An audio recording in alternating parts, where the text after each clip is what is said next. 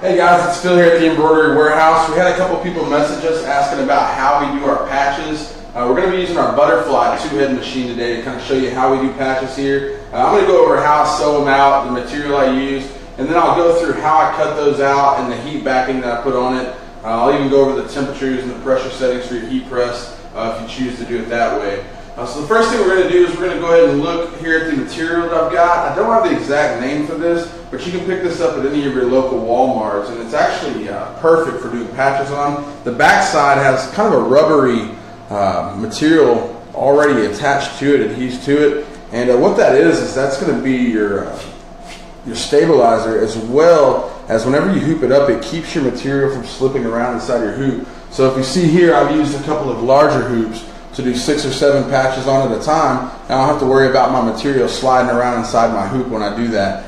So what I'm going to do now, I'm going to go ahead and get started. We're going to do a sew out, let this sew the patch out. Then what I'll do is I'll unhoop one of the patches. I'll show you the process of cutting it out, and then I'll go over how you can heat press your adhesive material to the back of that. That'd be your glue backing or your heat backing, and you can also grab that at your local Walmart as well for right around $3. So like I said, a lot of people have been questioning how we do our patches here.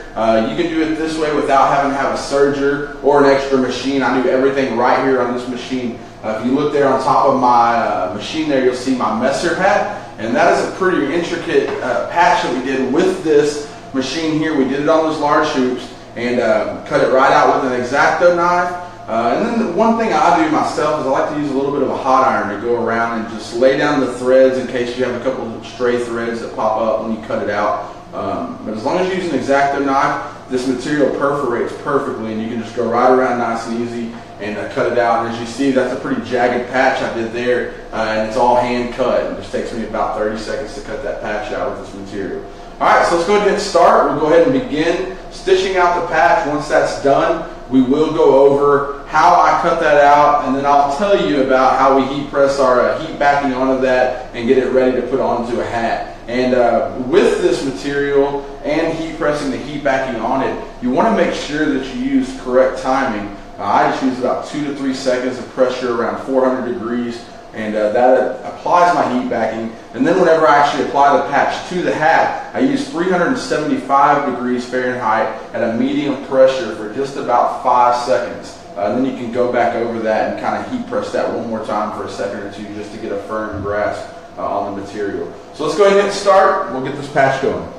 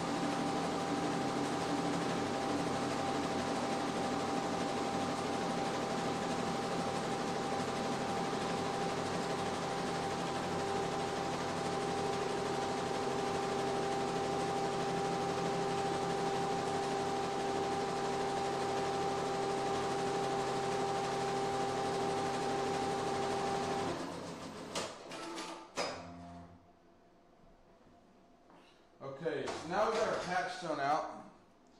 You can see here's our patch. And what I'm going to do now is I'm going to go ahead and show you quickly. It won't be perfect because I'm going to do this fast. What we're going to do is we're going to go ahead and cut around our patch, cut as close as we can to the threads, and the material is already going to have a perforation, so it should cut fairly easy right around the edge. Again, if you have any threads that pop up or you cut any threads, you can take a hot iron or like a hot knife and you can go right over the edge and kind of comb those back into place. So let me go ahead and cut this real quick. I'll try to do it here where the camera can see this. And let's just go ahead and get in here pretty tight. A lot of times I would do this with an X-Acto knife would be the ideal method for this, using a razor blade or an X-Acto knife. That way you can get right inside of the perforation that you've created with your needle, and be a lot easier to cut your patch out.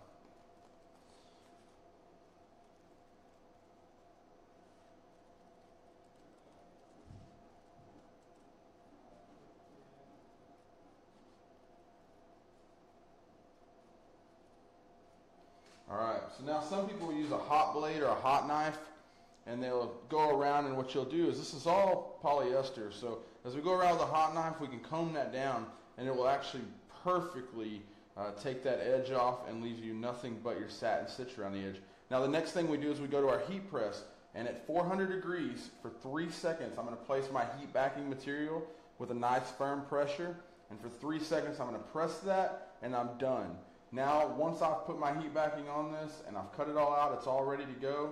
This is ready to be placed on my hat or anything else that I'm ready to put it on. We've got a perfect patch. We didn't have to have a serger machine. We didn't have to move around to 3 different machines to do it. So there you go.